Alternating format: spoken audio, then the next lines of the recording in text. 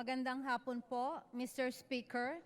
A pleasant afternoon to all my esteemed colleagues, to our former President and former Speaker of the House of Representatives, Congresswoman Gloria Macapagal Arroyo, to Chairman Dr. James D., our OFW party list, our OFWs worldwide, and the Filipino people.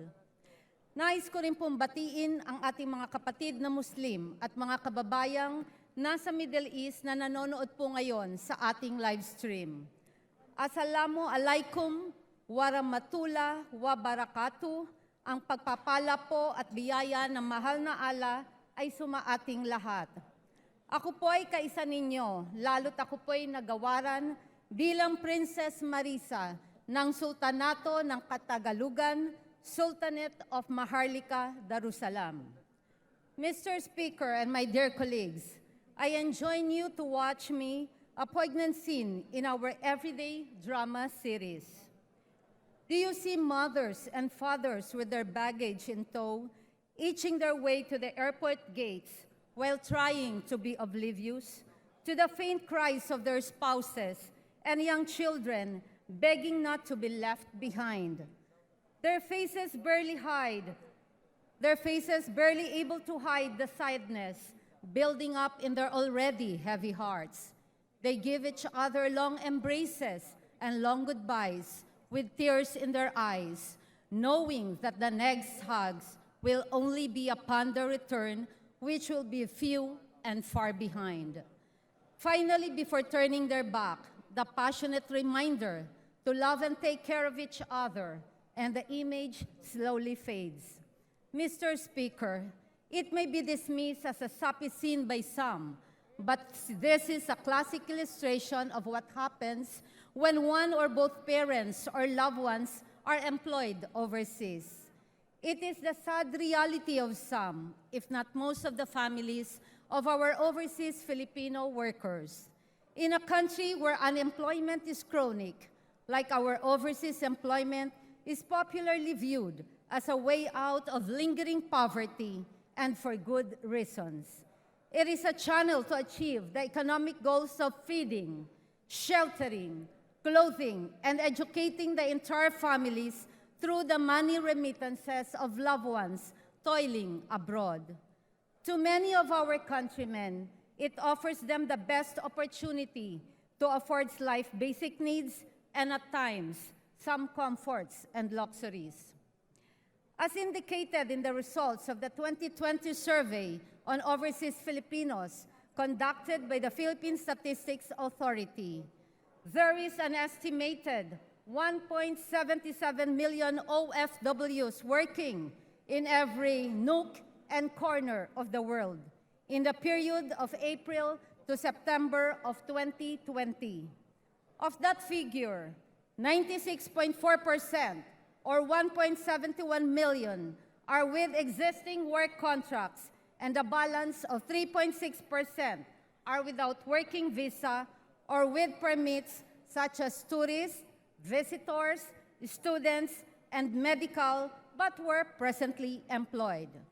By sex, more women were reported to be working overseas, accounting for 59.6%, or 1.006 million in 2020. It should be emphasized that the figures account only for those who have been surveyed. It may be higher in reality if only the many other undocumented OFWs could be factored in. But unfortunately, for one reason or another, are four now beyond reach. Mr. Speaker, the labor migration of our fellow Filipinos to a foreign land to look for greener pastures often come at a hefty price. We are all too aware that our overseas workers often fall prey to illegal recruitment, such as contract switching, non-provision of mandated benefits, high placement fees, and costs of other regulatory requirements. They also unjustly suffer physical, emotional, and psychological maltreatment or false criminal charges and unlawful incarceration. Sila po ay nahuhulog sa bigtag ng human trafficking, isa sa malaking problemang kinakaharap ng ating bansa, lalo na po ng ating mga kababaihan. Stranded OFWs, those who are not able to come home despite their expired contracts or working visas for lack of financial means, and those displaced by the COVID-19 pandemic are the most vulnerable to human trafficking and smuggling, particularly those stuck in the Middle East. The human trafficking industry generates a whopping $150 billion per year. It is a colossal problem that needs concerted efforts from all sectors.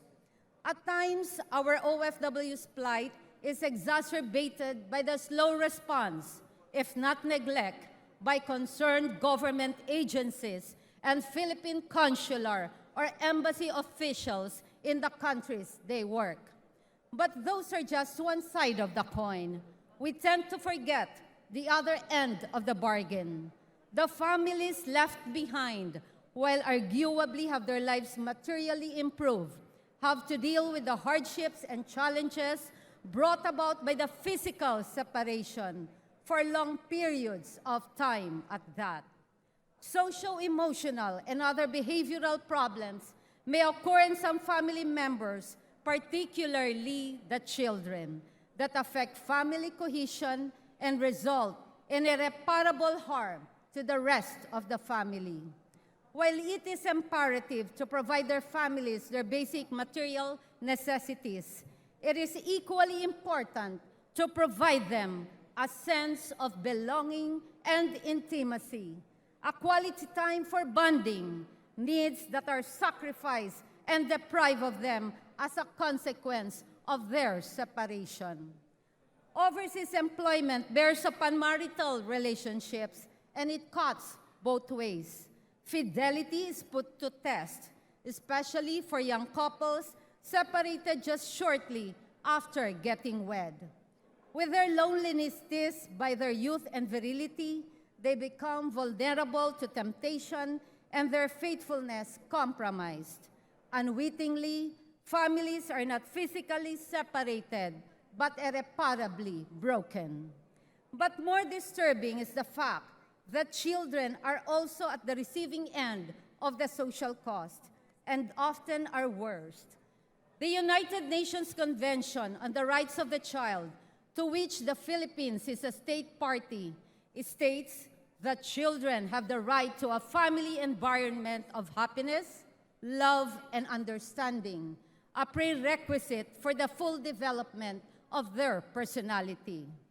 Children need the presence of their parents for the molding of their personalities and values, to accompany them during special occasions, to talk about their crushes and newfound friends in school, or to share their curiosities about developing body features. Migration of one parent or both is a very agonizing time for the children, and they become prone to emotional, psychological, and behavioral problems. Their values are twisted towards materialistic goals, lacking sufficient parental guidance, as the parent left behind assumes both paternal and maternal responsibilities. The children become self-doubting and rebellious. Many are hooked on illegal drugs and similar pernicious vices. Kaantig-antig po mga kababayan, mga colleagues, ang mga istorya ng ating mga OFWs. Bukod po sa bigat ng trabaho sa ibang bansa, iniinda po nila ang problemang namumuo sa kanilang mga kabahayan dahil sa pagkakawatak-watak ng pamilya. In an article in the Filipino Times, Ms. Judith Bagwaden, a former social welfare attaché at the Philippine Consulate General Office in Dubai, UAE, sadly observed that many Filipino families cannot survive the separation of their heads of families who go to work abroad. And she commented, "Marami pong ganyang problema yung mga nag-a-abroad Majority po sa kanila, naaapektuhan po ang pamilya. Family breakdown is one of the social costs of migration. Yung mga pumupunta po dito sa atin, yan po ang problema. May iba pa, reklamo ng mga may asawa na hindi raw po nagbibigay ng financial support.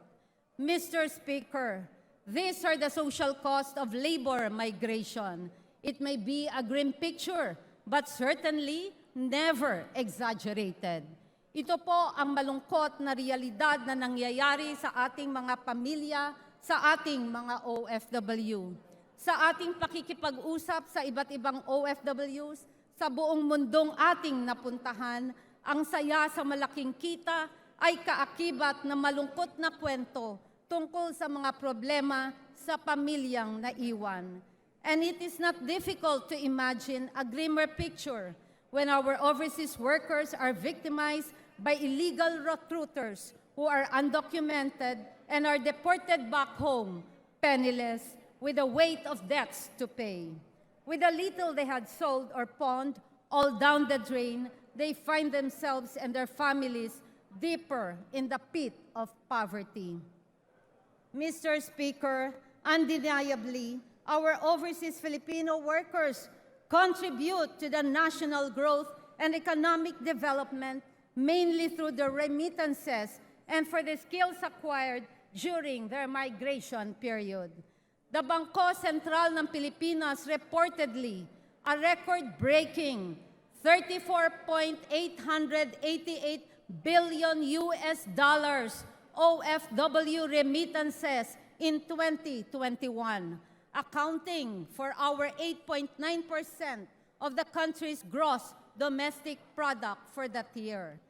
The growth in remittances reflected a pickup in OFW deployment, strong demand for OFWs amid the reopening of host economies to foreign workers, and continued shift to digital support that facilitated inward transfer of remittances. Yet, we cannot put a monetary equivalent to the social cost of migration of our workers. Ano po ba ang halagang maipapataw natin sa nasirang pamilya o sa mga anak na uhaw sa gabay at presensya ng mga mahal nilang magulang? The social costs of migration come with complex challenges in terms of governance, migrant workers' protection, development linkages, as well as personal and family relational concerns. No less than our President Ferdinand Marcos Jr. recognized this imperative in his first State of the Nation address when he declared, "Sa ating mga kababayan na nasa ibang bansa, you deserve a home in government, not only for the money that you send home, but you are not cold tools of the economy. You deserve it for your sacrifices, for our country, and your perseverance and excellence in the global arena. You, OFWs, represent the fighting faith of the Filipinos as a nation and us a people. Let us transform your overseas journey into inspirational stories of all time." As a legislator representing the OFW party list, I shall endeavor to sponsor measures that will promote the interest and protect the rights of our overseas Filipino workers, particularly the establishment of OFW centers that will provide welfare assistance and counseling services to the families of overseas Filipino workers who are left behind, and institute scholarship programs for their children, among other proposed legislations. Again, our dear President has observed, ngayon, para naman sa mga anak na naiwan sa Pilipinas, titiyakin ng Department of Migrant Workers sa pamamagitan ng OWA na sila ay maipapasok sa magagandang paaralang magtuturo sa kanila ng financial literacy, mental wellness, sports, sining at kultura. Ito ay mangyayari sa pakikipagtulungan ng iba't ibang ahensya ng pamahalaan. Alagaan natin ang kabataang Pilipino pagkat sila ang kinabukasan ng ating inang bayan. We shall also pursue to facilitate the provision of decent and affordable housing to our OFWs and their families, which is our motivating aspiration and their dream for working abroad. This advocacy is well aligned with my capacity as Chairperson Emerita of the National Real Estate Association. The government must become more aggressive and focus on creating local employment opportunities with wages comparable, if not equal, to salaries can be earned abroad. Overseas employment must not be a primary option to escape poverty and fulfill the dreams of a better life. If we are to avoid the hardships and challenges faced by our overseas Filipino workers and their families left behind, we should generate sufficient and well-compensating jobs and business opportunities to keep our labor migration to a minimal necessity and provide those who want to come back home with ready opportunities. A substantial development in governance which keeps aflame our hope is the appointment of Ms. Susan Ople as Secretary of the Department of Migrant Workers. I have met with Secretary Ople on several occasions to establish a strong and effective partnership between the department and the OFW party list in the hope of enhancing success of our undertakings for the benefit of our common constituents and beneficiaries, our beloved OFWs. Secretary Ople is well known for championing the rights of OFWs, especially those who are distressed and being maltreated in foreign countries. She was particularly vocal in opposing the death sentence given by Indonesia to a Filipino OFW who was tricked to carry drugs into the country. She has also passionately advocated the enactment of laws that would advance the welfare of OFWs while at the same time highlighting key issues that affect them today. With the sterling credentials, there is no better person to steer the newly created Department of Migrant Workers at the helm other than Secretary Toots Ople. With the complex problems besetting our OFWs, it is about time we have a super agency devoted to them, ably steered by a super secretary. In a similar vein, collaboration with the House Committee on Overseas Workers Affairs, ably chaired by Honorable Ron Salo, I am equally and is equally important, and I'm positive that the committee is in sync with our common advocacy. My esteemed colleagues, as representative of the OFW party list and on behalf of our beloved OFWs, I hope for your vigorous support in pursuing programs that will promote a satisfying, safe, and fulfilling employment experience by our overseas workers for a sustainable, harmonious way of living for the labor sector, our OFWs and their families left behind. This way, our teledrama ends with tears of joy rather than of sorrow. Thank you so much, Mr. Speaker, and our colleagues. Maraming salamat po from your OFW party list, Congresswoman Marissa Magsino. Salamat po.